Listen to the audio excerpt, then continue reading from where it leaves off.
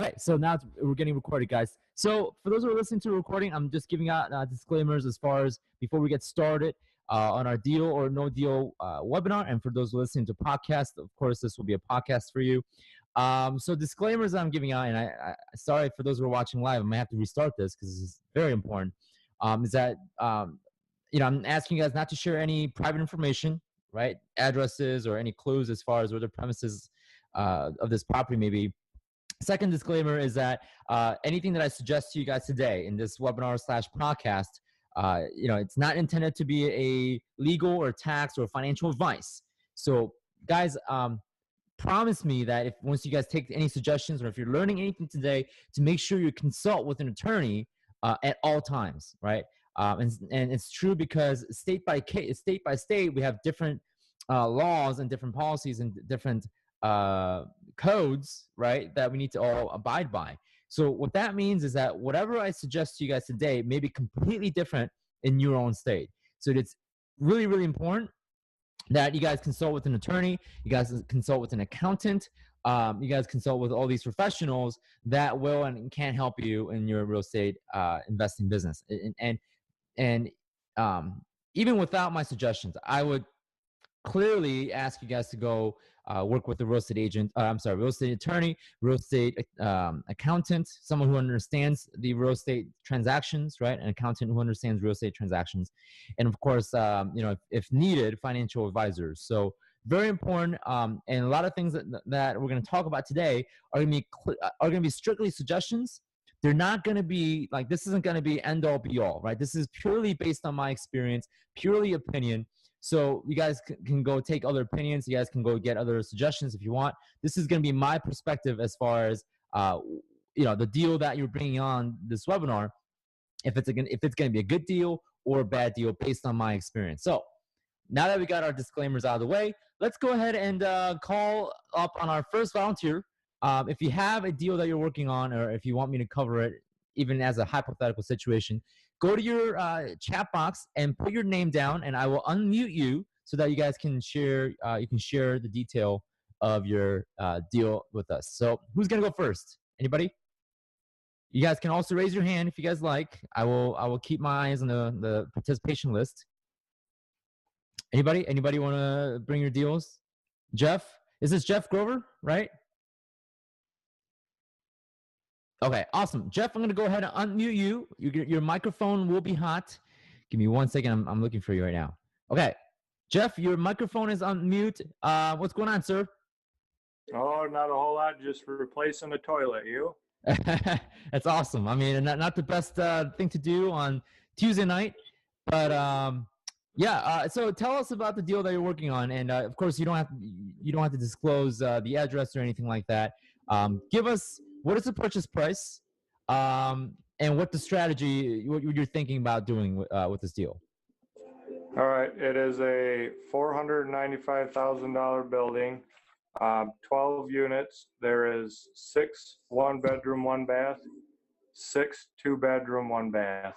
Okay. Total rent from last year was $87,600. And that's gross? Yep. So we're going to just call it $86,000 gross.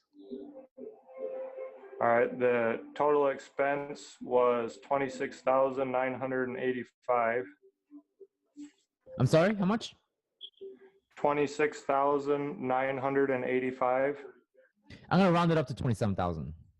All right. Expensive. And then they got an extra $1,800 from laundry, so that brings the net operating income to $62,415.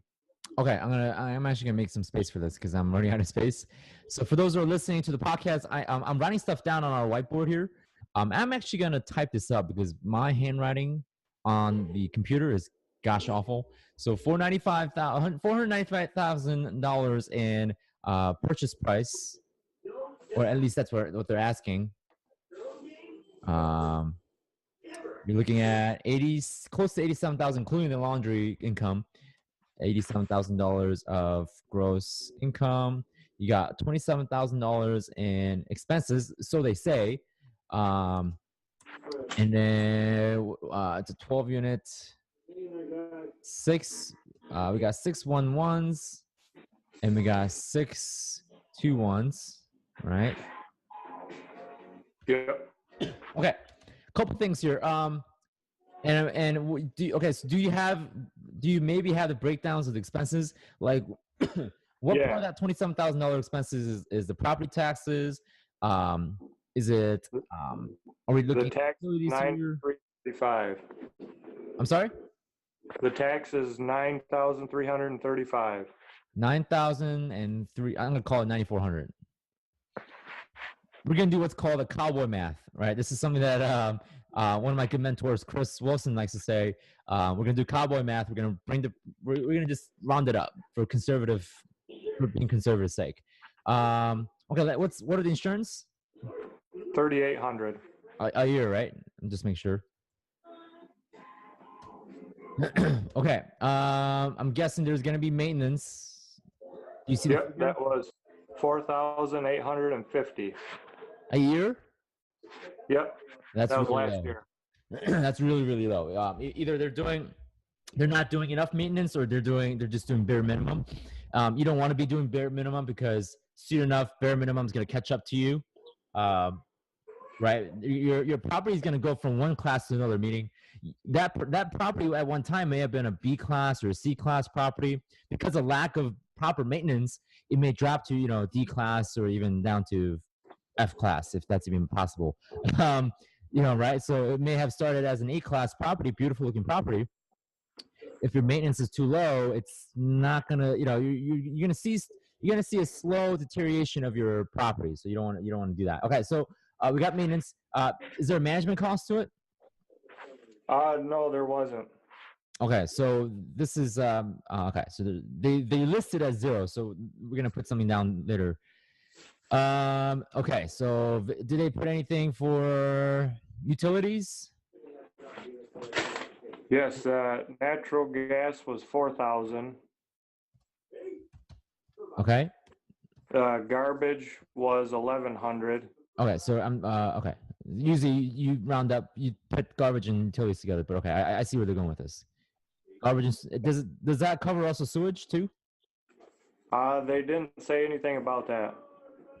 Okay. All right, so we'll just leave it at garbage They then. have water.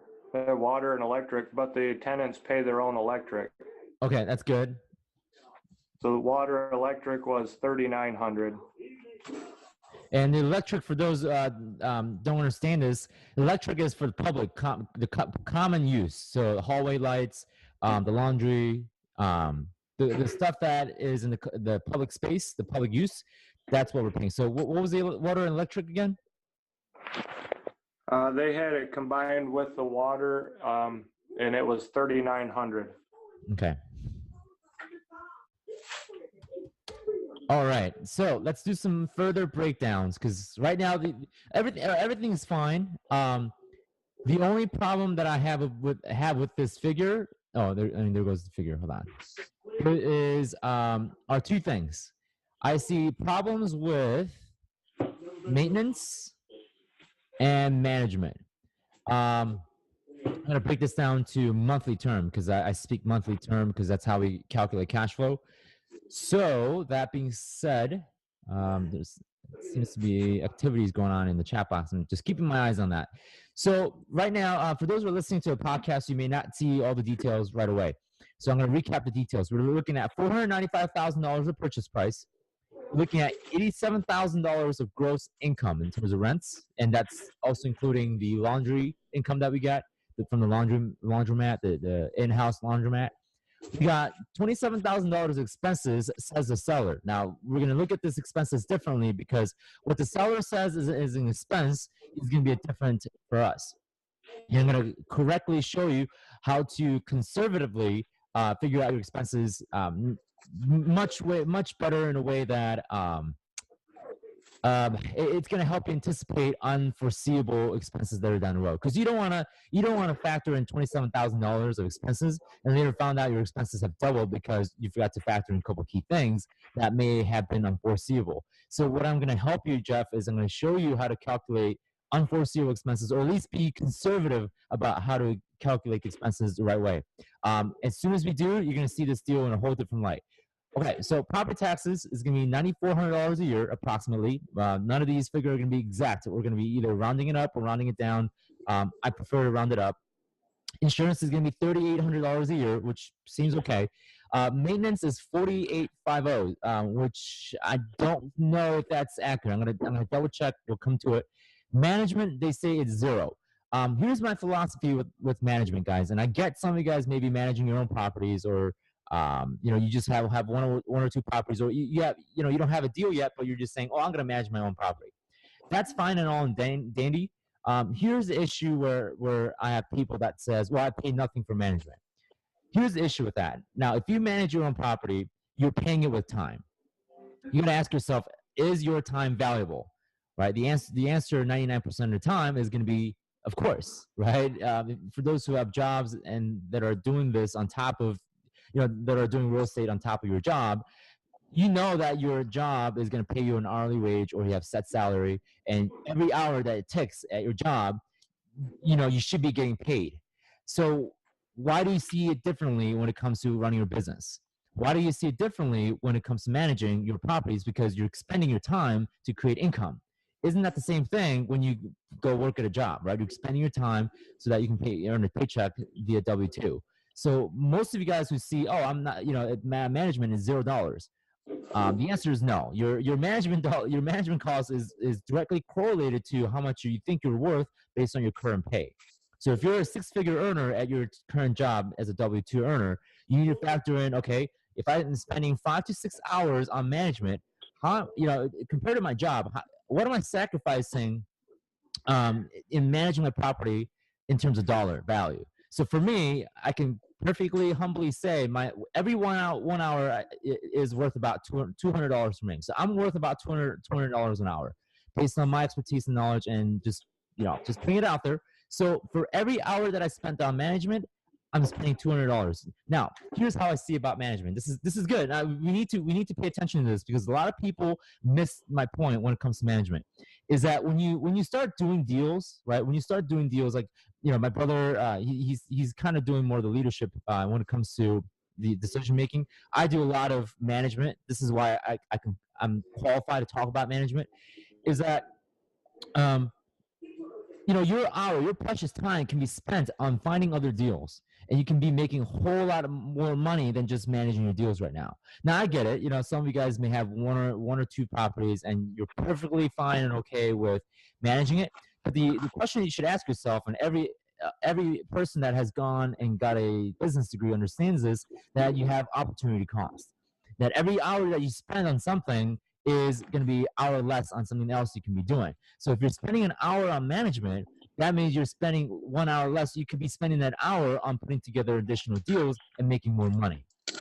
Does that make sense? So you got to ask yourself, is my 1 hour in terms of dollar value more important than managing, or is it actually worth it to save the 10% or 8% management fee from a professional management company to actually manage my own property, right?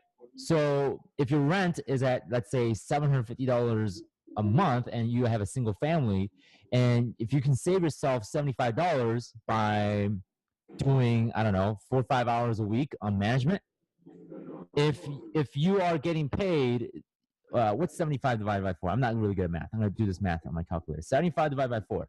So if you're getting paid less than $18 an hour, then yes, go manage your own properties. But if you're getting paid $25 or $30 an hour, $50 an hour, you should not be managing your own property. You're wasting your time and you're wasting your money by managing your own property. So leave it to a professional management and go work on putting together the next deal. Perfectly logical, right? Perfectly rational, because all I'm saying, guys, is that your time is valuable, and you should not be spending your time on things that you could be delegating to another company or individual that obviously has a property management license in their state. You'll be investing more of your time actually going out and putting more deals together and increasing your rental portfolio. In that regards, if you have enough rental portfolio, if you have enough rental properties, then now you can say that you can retire or go do something else that you want to do. So my argument with people is, oh, you should manage your own properties, blah blah blah.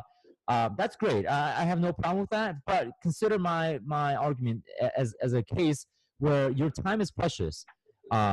If you disagree with me, saying no, my time is not precious, I do this for extra money, then why not just stick with your job and hopefully get a promotion, right? Because clearly you like spending time and not saving, not or clearly you like to sacrifice time for money. You know what I mean? So I may sound hostile about this because I argue with people all the time about this because they spend their precious time. I'm trying to help you guys not waste your time. Is basically what I'm trying to do. I'm trying to help you guys save time, take your precious time, and do something better for yourself. Because all of you guys are real estate investors.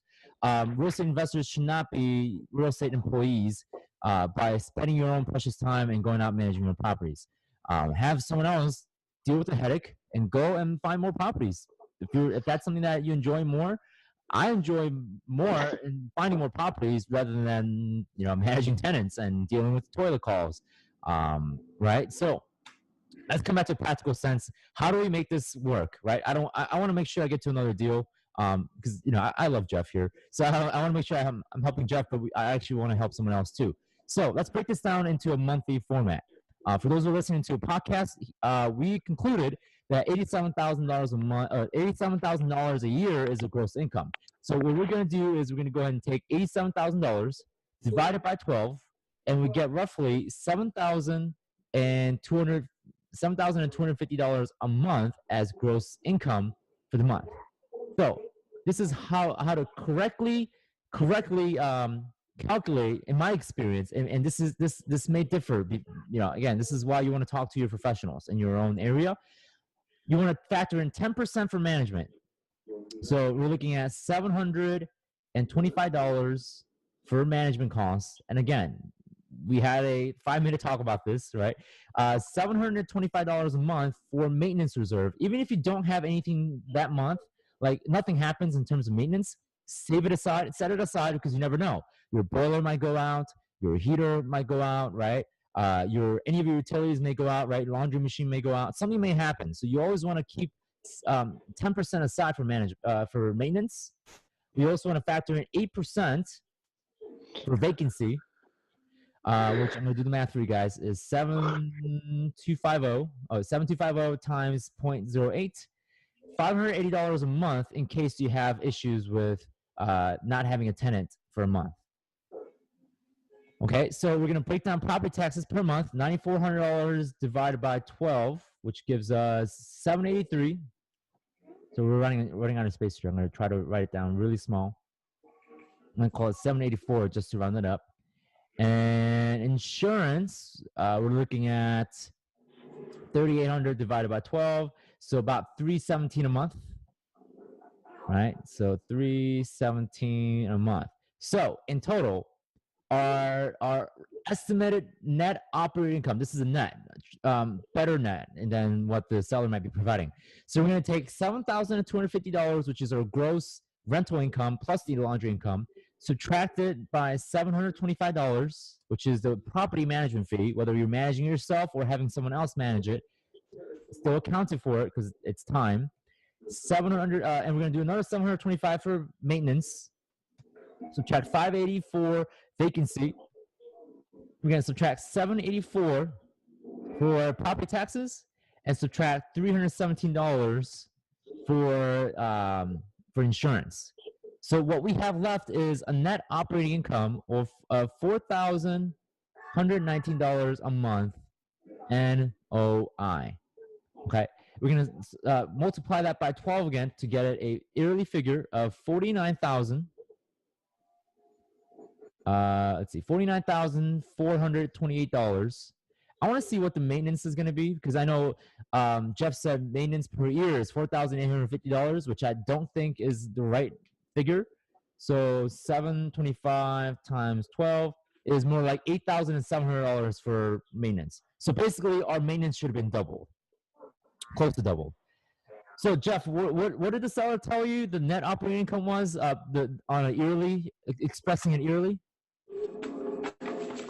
Let's see. After expenses, it was 62,415.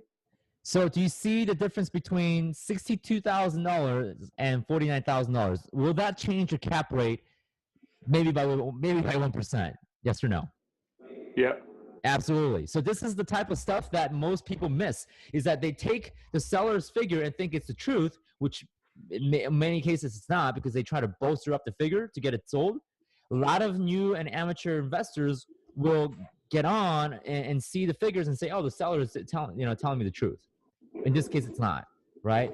We're going to be conservative and say $49,000 is close to being a true net, and that's pretty conservative. So we're going to do $49,000. I'm going to do this math, and we're going to try to figure out the cap rate. $49,000 divided by four. The purchase price was $475. Is that right, Jeff? 495. $495. Okay, even worse. So Yeah. our cap rate is close to 9.8%. So it's not bad. It's not a bad figure. I don't now. This would depend on the neighborhood. Jeff, knowing the neighborhood, what type of neighborhood do you think would you say it is? Would you say it's more like a C class neighborhood, B class neighborhood? What are the crime rates like? What do you think, in your opinion, if you were to drive through the town in this particular area, would you be safe moving your kids to that area? Yeah, I would say it's probably in the middle of B and C. Okay, so it's not too terrible. No. Okay, so the next question I would ask is, how do you know how long the seller has owned it for? I do not. Okay, so if you want to structure this into an owner financing, now most of you guys already know that I'm totally biased for owner financing, just because lesser down payment. When it comes to purchasing real estate, um, I'm less concerned about the price than how you buy it. Now, of course, I'm going to be concerned about the price. If the comp for this property is, let's say, 450, and the seller is asking 690,000, obviously that's way off, right? That's beyond reasonable. But if it's within 475, 480, then yeah, okay, let's talk, right? So in this case, I don't think this is too bad of a figure. If Jeff is telling me that this is anywhere between B to C, so C plus, 9.8% cap rate may not be bad. I might be, I'm a little selfish, so I might say 11%, 10% to be fair. But 9.8% isn't bad. Is it the hottest deal? No. But I think it's still a decent deal. But now it all boils down to how Jeff is going to buy this. So here's a question you want to ask when it comes to owner financing. If you want to move this into owner financing, I would go and look into the owner. This is some of the questions that I would ask. Now I'm going to look at the chat box because I just saw it blinking. We have someone that is contributing here. What's going on, Jesse? Jesse says, "Hate to interject on owner financing, but I'm here to speak on deals from a private/hard money lender aspect. Let's see if I can give any suggestion on some of these deals for how to find financing if private money is needed." Is Jesse go? Yeah, I know you, Jesse. Yeah, I love Jesse. I trust Jesse. So anything Jesse says, it's like the prophetic words of all private lending wisdom. So Jesse, you're more than welcome to interject. Feel free to stop me if you want. So of course, if you start disrespecting people here, obviously that's a different story. But Jesse's always been nice to us. So, but yeah, Jesse is speaking in behalf as a private lender, which is good. Which we need to hear different aspects and different I guess perspective. And again, I'm being transparent here.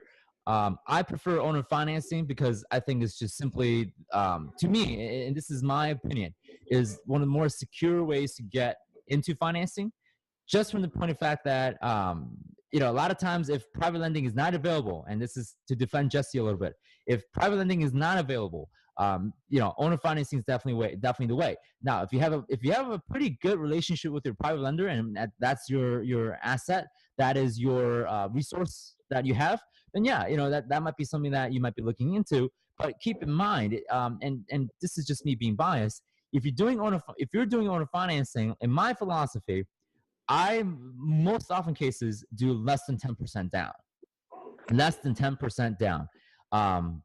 And as long as it cash flows, it's got a very good value add opportunity down the road, then yes, I'm okay with less than 10% down.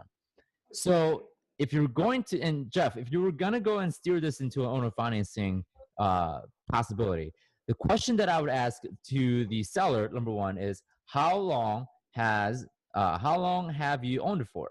I'm going to redo that. Hold on.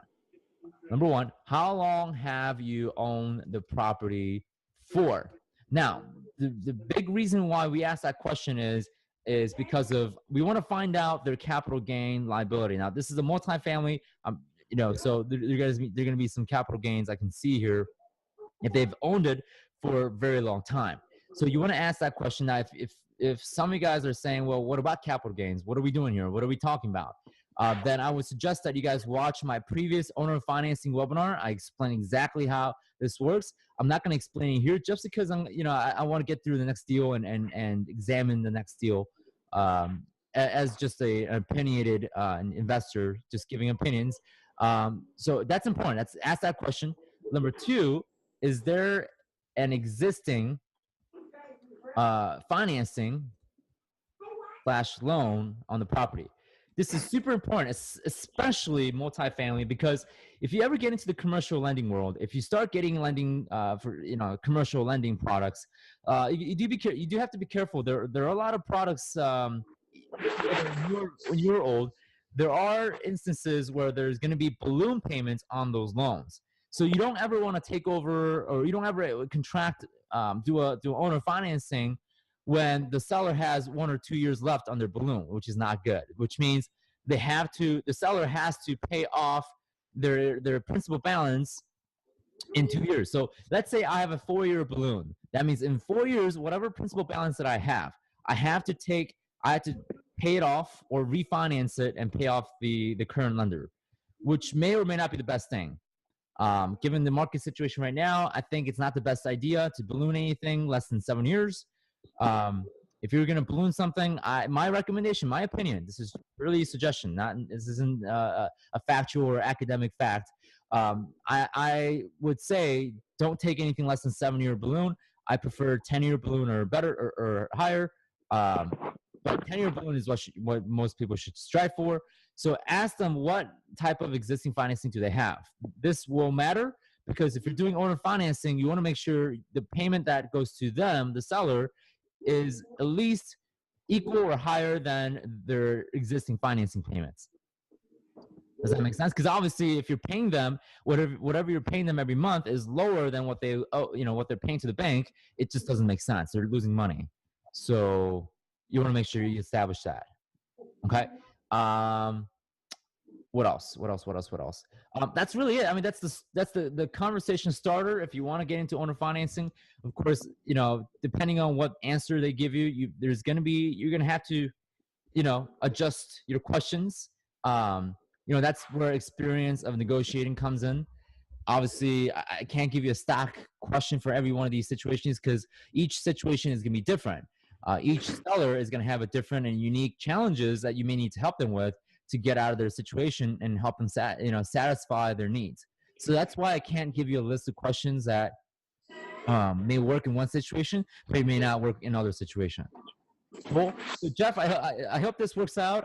It sounds like a decent deal. I can't see why it can be a good deal.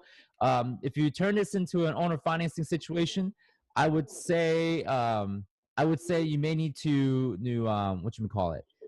find out these questions, right? And if you're going to do the deal for less than 10% down, less or equal to 10% down, now what you have to worry about is finding that 10% down, whether either by partner money, whoever can come in and say, okay, I can do the down payment. I will be your 50% partner in that LLC that's going to control the property, right? I just got a chat box. Another question you should ask is, why are they selling? Yeah, that's an obvious one that I often miss all the time. Thank you for reminding, Kevin. That's something that you should definitely ask the seller at the beginning of the conversation, right? That should just come out automatically, long before you have this sort of conversation, right? So as soon as they give you the details of the property and say, hey, I'm interested in selling, the first thing it should come out of your mouth is, okay, how come you're selling? Why are you interested in selling? What's going on? What can I help you with? Get it? So, all right, Jeff. I hope that helped you out. I'm gonna go back and put you in mute. Do you have any last minute question or comments about what we just talked about?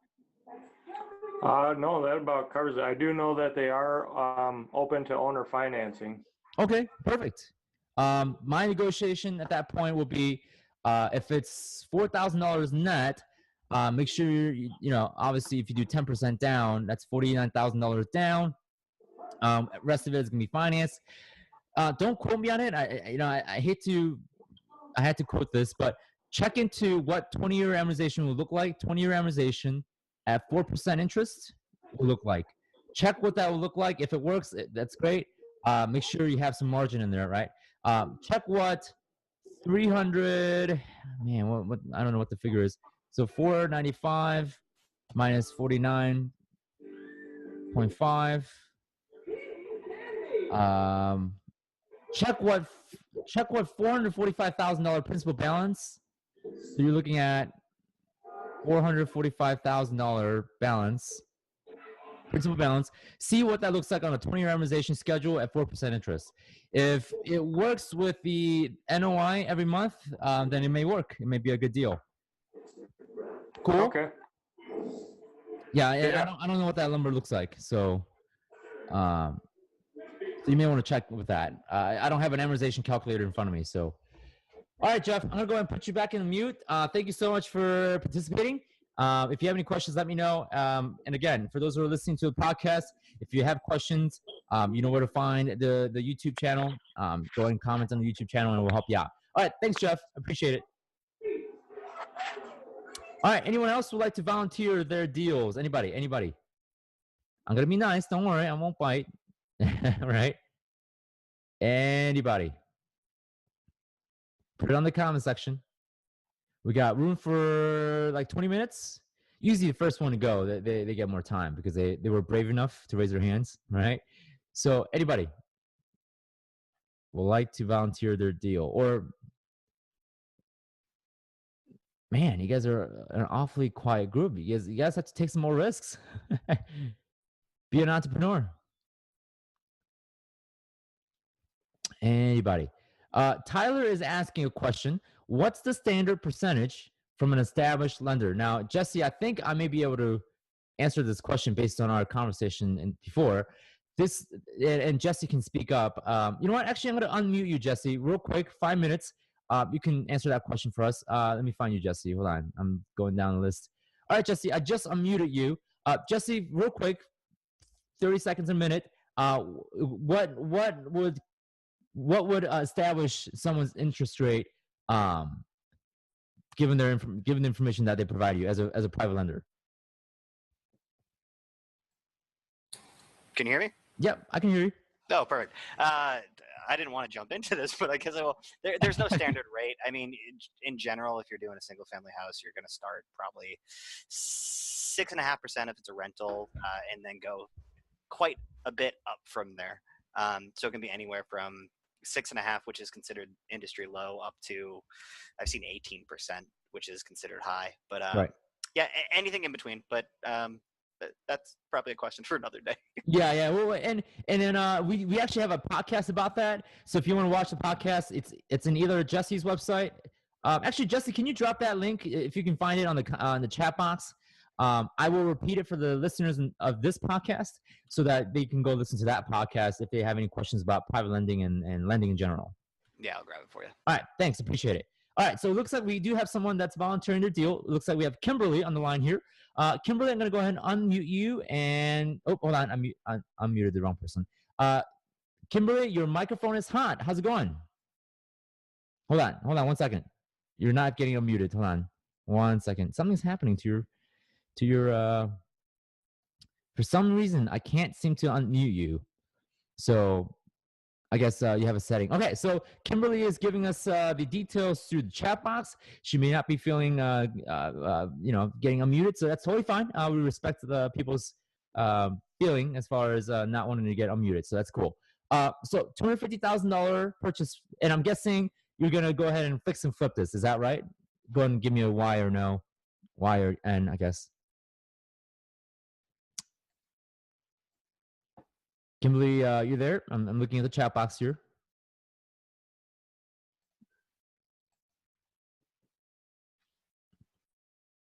I'm not sure what happened to Kimberly here. Did we lose her?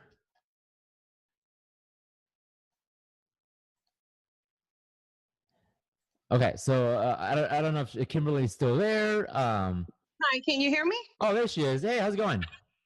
This is my first time on, so I'm trying to figure out how this Oh, works. no worries. Perfectly fine. Technology is against all of us. You know, one day technology will rise up against us, just like Terminator, and it will wipe us Okay. out. So technology is not my friend either, but we'll make it work. Okay, so go ahead and share with us. Of course, you know, no address or anything like that. What are your intentions with this deal that you're working on? Okay, so I'm very, very new in real estate, and I was just doing some lease options just to get my feet wet. But I Okay. ran across, but I ran across a property that I was able to get, and my intentions initially was to wholesale the property, but I was able to get it significantly under market value. So Okay. the property is worth 430,000 fixed up. It's on 4 acres of land. It's the older home, but it needs about $60,000 worth of work just Okay. to bring it to as is, up to the market price. But I was able to get it for 200,000. The homeowner would like 250, but I did talk him down to 200. Okay. Um, but when we went to close on the property, because I was just going to close on it, gather my family's money together to Yeah. purchase it and then wholesale it, because a lot of investors were interested in the property. Good. However, when we went to close, we found that because of a family situation, it needed to be probated. So instead of me Right. working with one buyer, now I'm working with a family of 7. So, Yeah. however, I was able to get them to agree to sell the property, and that's why it's back up to 250. That's why I sent you 250,000. So I wasn't sure if it's a deal that, since I'm extremely new, if I should just wholesale initially, and if there's a cap on how much you can get as a wholesaler, or if I should take the plunge and either get someone to do a joint venture with me, or just tackle it on myself and getting someone to remodel the home, and sell it higher. Because all the homes that are built, this is the only property that it's in the center of new development. They Okay. sold off all other land. This is the only land left. And all the homes that are being built around it range between 450 and 650,000. Okay, so I just want to be clear. So there is a building that you're buying. It's just not, you're not just buying a land, is it? Right? Well, the house is on 4 acres of land. Oh, okay, so there is a building. I was just making sure that when you said it was the only property around the subdivision Right. or the block. Yeah. Okay. So Yeah. Before the mother died, she sold off the land to a builder, but she did okay. not want to sell the house she was living in. Got it. Okay, that makes sense. Okay, perfect. So, okay, first of all, fix and flip is heavily dependent on the ARV. Your ARV is like the mastermind behind the whether the deal is good or not a good deal. So, I want to first figure out how you came with the how did you come up with the ARV? Is basically what I'm asking. Well, I had a realtor pull comps for the area of similar land that was sold with similar homes on them, Okay. and so those were what they came up with. I didn't have it appraised. Okay. Oh, you did have it appraised. No, I said I did not have Oh, it did appraised. not. They pulled it on based on the comps and what they would sell it for. Okay, so how many properties were you comparing with your subject property? They did 4 properties Okay. really within a 5-mile radius. How many days ago sold, or I guess how many months or weeks sold? That's could be crucial. When you say how many months, How many? Yeah, how that many months or days sold? So if you're oh, pulling, they were all sold. There was only one that was sold in 2016. The others were sold this year. okay, so they're all, let's say, last 10 months. That is correct. Okay, but not anything within 6 months, right? Or Yeah, there's 2 of them that were actually sold over the summer. oh, okay, perfect. That's good. And then they're the same exact bedroom and bathroom count, right? Actually, one of them had one less bathroom. Another one had one less bedroom. Okay, so we're going conservative route. Okay, which is good. Similar square footage, swinging maybe I don't know, 100. Yeah, what's the square footage with the with this subject property? Do you know? It's 1,800 square feet. Okay. Two of the other properties had 2,000 square feet, whereas this one was only 1,800, but they had less land. And so the property, for example, that was sold, that was just down the street, had sold. It had 2 acres as opposed to 4 acres, but it sold for 400,000. But it also had an additional 200 square feet. Okay, so what's really important, if you want a more accurate comp as far as what you're doing with ARV, you want to make sure you're keeping it within range of plus or minus, and it depends on where you are with the subject property, but it depends on like the it's I would say plus or minus 5% of deviation. So if you understand a Oh, little bit okay. of statistics, and again, this is not an academic truth. This is just my suggestion and my opinion. Mhm. So you may hear something totally different from other investors out there that's been doing this for a while. But my opinion is keep it within, like, let's say on the upside, I'm only keeping it 100 square feet for this of swing upside, and 125 square feet on the downside on going the other way. So Okay. so within 1675 to 1900 square footage, that's what I will look at. And then I would take the average amount, but I would take the lowest average possible. So if what was the lowest value or lowest sales price out of all 4 properties? What was the lowest sales price? It was 330,000. Okay, so that's super duper important because $430,000 is a little bit different than $330,000, right? Yeah, and So that was the oldest property. That was the one that sold okay, last year.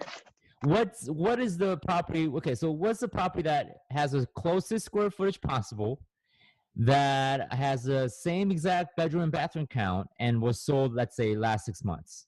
Which one would you say is that one? Yeah, Um, that was $480,000, and that one okay. was about 400 square feet larger. Okay. So, man, maybe 430 is fair. You know, I got to keep. Yeah, I wish I can keep looking for you. I want to be conservative and say 400 flat. 400 flat for ARV. And again, I don't know the entire story. I don't know the entire, the premises of the deal. Based on what you're telling me here, I'm just choosing the conservative route because not going conservative will hurt you, and it sucks. Um, if you get the ARV wrong. So it's very, very, very important. Jesse's asking, as a private lender standpoint, how far were the comps on the market valuation? So I think he might be referring to distance. Is that right, Jesse? Yeah, distance. So how Yeah, far were they out? they're all within a 5-mile radius. Okay, so as a Chicago person, that might trigger a flag. But is this like a countryside, or how? Oh How yeah. was? Yeah, it's in Georgia. So it's okay, so 2 of the properties are literally within a mile. Uh-huh. As far as driving, one of them is probably half a mile away, and the other ones are a little further out there, about just a 10-minute drive up the Okay. road. So how many people would you say would live in that town, in that particular area? Oh, I mean, it's just a suburb area of Atlanta, so it's still pretty well populated. Okay. But it's very few properties because of the suburbs. It's very few properties that have land and a house Yeah. in this particular area. So the fact that we were able to get 4 of those properties that sold just recently Hmm. within a 5-mile radius was pretty good. Yeah, and like Jesse's saying, 5 mile is far, and yeah, to me, 5 mile is scary. Again, I don't know the area too well. Like you were saying, it is, if it's a suburban area. I can kind of see that, but at the same time, yeah, it is kind of scary knowing that, okay, 5 miles can be a difference of one neighborhood and another neighborhood. And just give you an idea why it scares me is because here in Chicago area, literally, if you even if it's like 1 mile distance, like I may have 10 comparable properties. They're all within 1 mile radius. All I have to do is cross a train track, and it's a whole different neighborhood, and with whole different standards and whole different requirements for rehab. So that's why a little red flag kind of goes up. But again, it Oh depends on the yeah, market. yeah. It was like that when I lived in Brooklyn, but no, not Yeah, here. yeah. The neighborhood is pretty much the same going across this particular area. So if I were you, I would try to get more comps. You know, Okay. I know you may not get the best possible. I don't know. I don't know what realtor you're working with. But if you can, try to get more data. In this case, it's really uncertain. And if you're uncertain, you know, the decision-making process can be hard. So I know there may not be a lot of properties to comp, but try to get as much possible because more data could be better. Yeah, the ARV is gonna make it or break it. It's super duper important. Um, that's why, yeah, that's one thing that I would look at is I know you may have found 4. Try to maybe up it to 10 if it's if you can't seem to find more properties.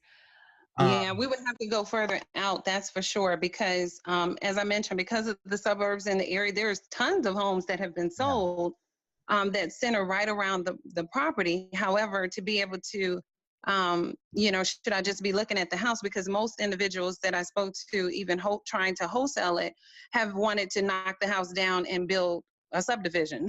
So, yeah, I can see what they're trying to do.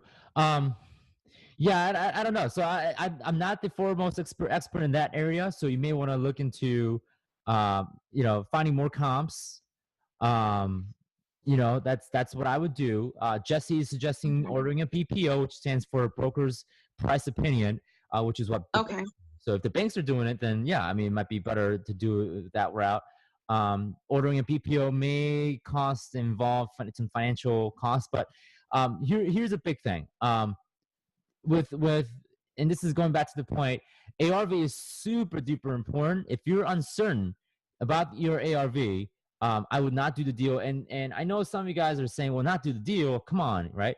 Um, this is my experience, and speaking from experience, doing a bad deal is 1,000 times worse than doing no deals at all. Right? It's like for those who are married, and I'm not married. Most of you guys are saying to me, the married people are telling me a bad marriage is 1,000 times worse than staying single. So I'm taking that to heart. I'm only I'm young. I'm single. I mean, I've never been married. Thank God. Hope that day will come, but in a good terms. Uh, so it's the same thing. Is doing a bad deal is 1,000 times worse than doing a deal. And this is something that my mentor says to me all the time. Sam, don't do the deal for the sake of doing a deal, right? You're going to be losing a lot of money. You're going to have a lot of heartaches and headaches and, broken wallets. Don't do it. So, Kimberly, here's what I suggest. I'm not telling you not to do the deal, but we need more data. We need more certainty in this deal. Um, that starts by we need more information about how certain are we with the ARV, and and also it also depends on how many months it will take to do rehab, because the longer it takes, it's like a moving target, right? Your ARV can change in 6 months, so that's another thing you need to consider. I'm more of a fan of doing like a 2-3 weeks of fix and flip. By one, Oh wow. Okay. yeah, Especially for a first deal for me, because this would be a overhaul. Because my thought was bring it up to the value of those homes being built around it, add 2 more bedrooms on, increase the square footage. So I was looking at a bigger picture so as to get that ARV up to more of the 650 range, as mhm, opposed to just fixing it up as is. But right. with this being something I am really, when I say brand new, brand new. And I that's get why it. I was like, should I just simply wholesale it or do a joint venture with someone who's more experienced? Yeah. And If, and, if and I were you, I would, and like I'm stealing Tyler Norman's advice here in the chat box. Thank you, Tyler, for reminding me of this. And credit goes to you, Tyler. So, I would definitely wholesale it. Just take and don't even imply that this is a good or bad deal. When you're wholesaling it, tie it under, put it under contract. Give yourself 45, 60 days to close. 60 days might be too much. 45 days is fine. 30 days is better. I would say give me 30 days. Go and contact some of the big buyers in your area and say, hey, there's this deal that I'm working on. It's under contract. Here are all the information. You know, here, take a look at it and tell me what you think about it. Don't even say, oh, this is gonna be a good deal. You're gonna make money on. You're gonna make this much money. You're gonna be doing this. Don't promise them anything. Just say, hey, take a look at this Okay. deal.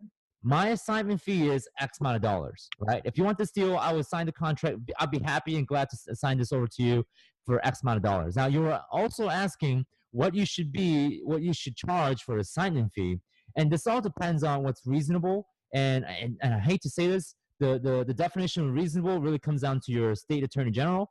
Um, here in Illinois, it's been a case where someone got in trouble by taking a $20,000 wholesale fee.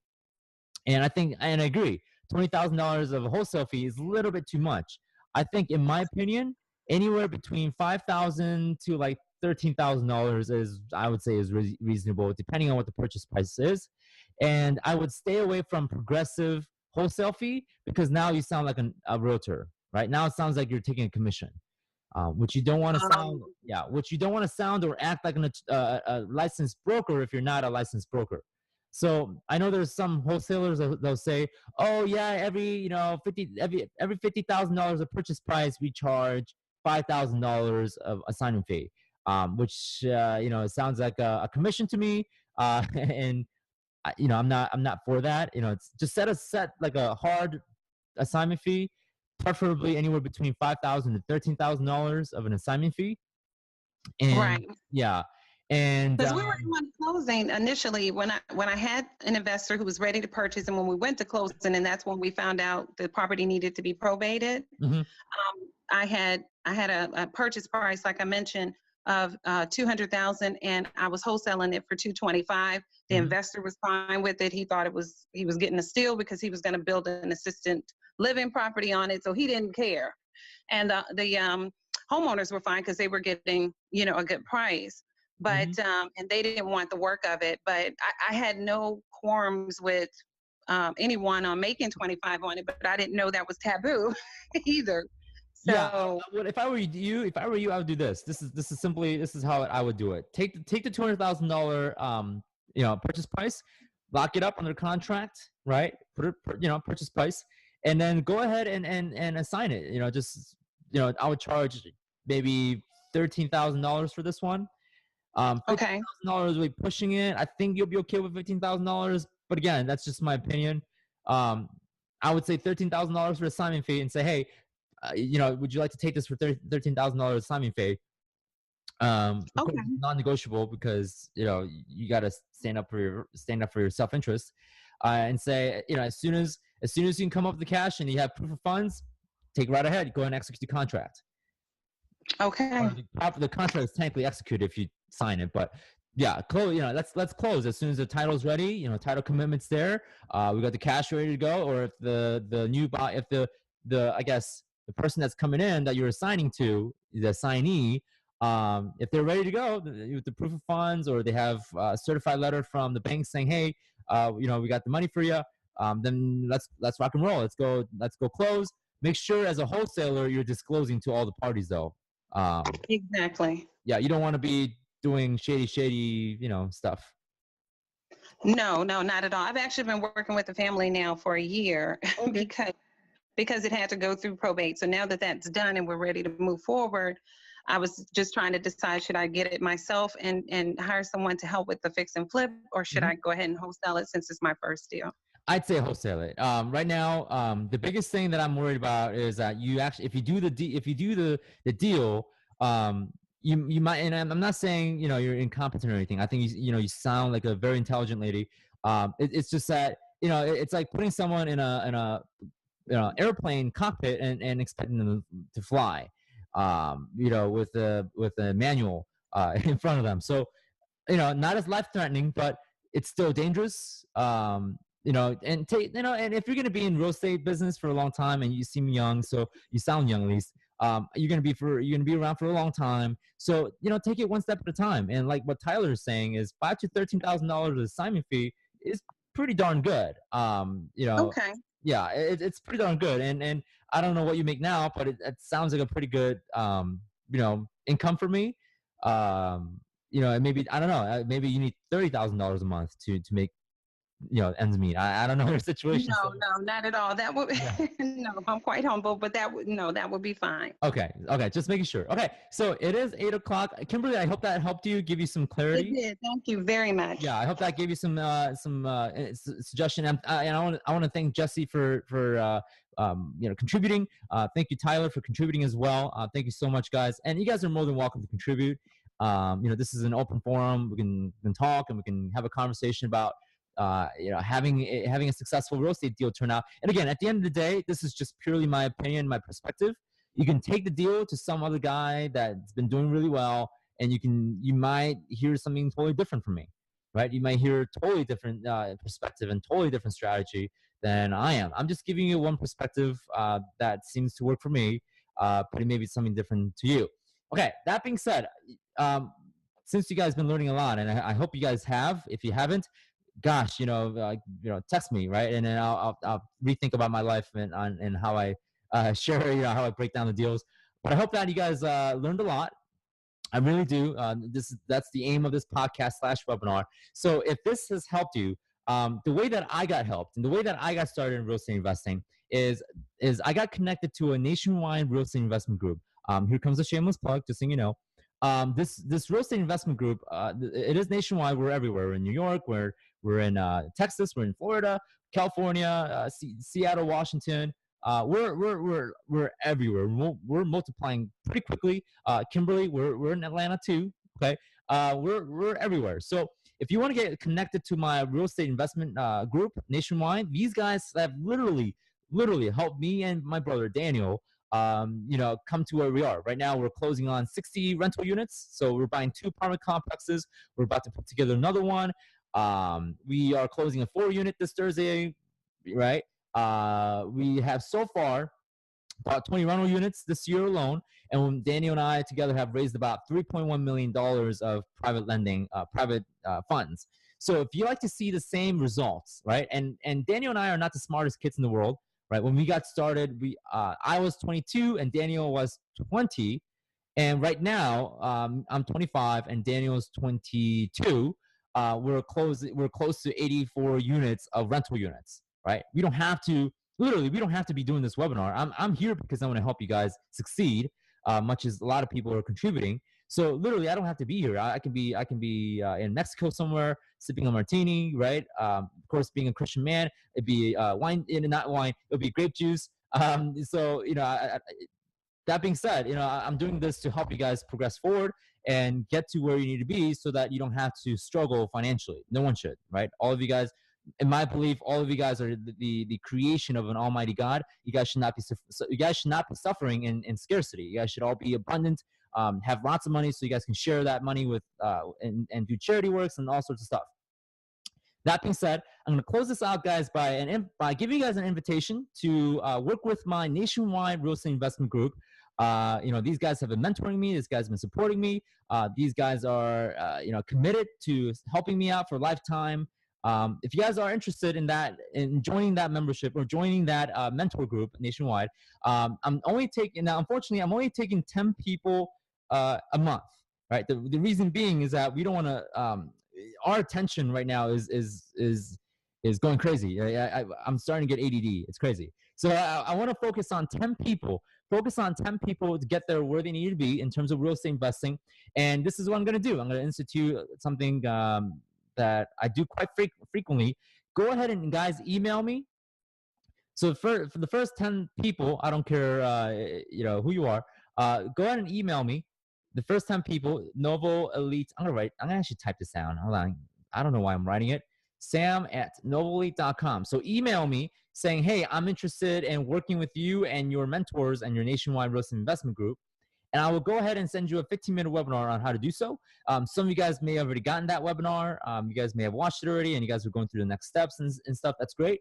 If you have not heard of it, then there it is. The first 10 person to email me, sam@novoelite.com. For those who are listening to podcast, this offer is still open. I'm taking 10 people a month, every month. So even if you're listening to this 6 months from now on, right, and sometime in March or April, this offer will still be open to you. Sam@novoelite.com. NOV as in Victor, OELITE.com. And for those who are listening to the podcast, I just spelled it out for you. So go ahead and email me, guys, real quick. Send me a quick email saying, Sam, I want to work with you in your nationwide group. Love to work with you. Send me more details about that. Okay.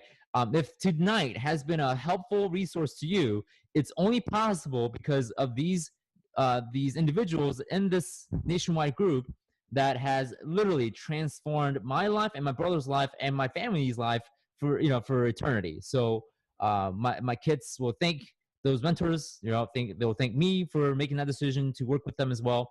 And I hope to see the same thing with you guys. If you have kids, I would like to see your kids thanking you guys one day because you guys chose to work with my group. And I would hope that working with my mentors in my group will not only impact your life and your spouse's life, but it will also change your entire generational structure as far as finances, money. So, guys, thank you so much for tuning in. For those who are listening to a podcast, thank you so much for following. For those who are listening to live, guys, go ahead and subscribe to my podcast. It's soundcloud.com/the Kwak Brothers. So we release podcasts every single week.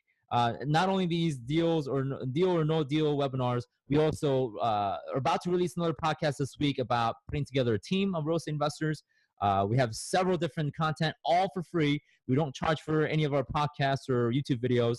They're all available to you for absolutely free. Go ahead and check those out. Like this webinar, it was free. I didn't charge you guys to be here. So perfect. All right, guys, thank you so much for coming on board. Thank you so much for listening to the podcast. I appreciate all of you. I love you all. I'll see you guys in 2 weeks. We're going to do another deal or no deal webinar. Stay tuned. I will see you guys next time. All right, take care, guys.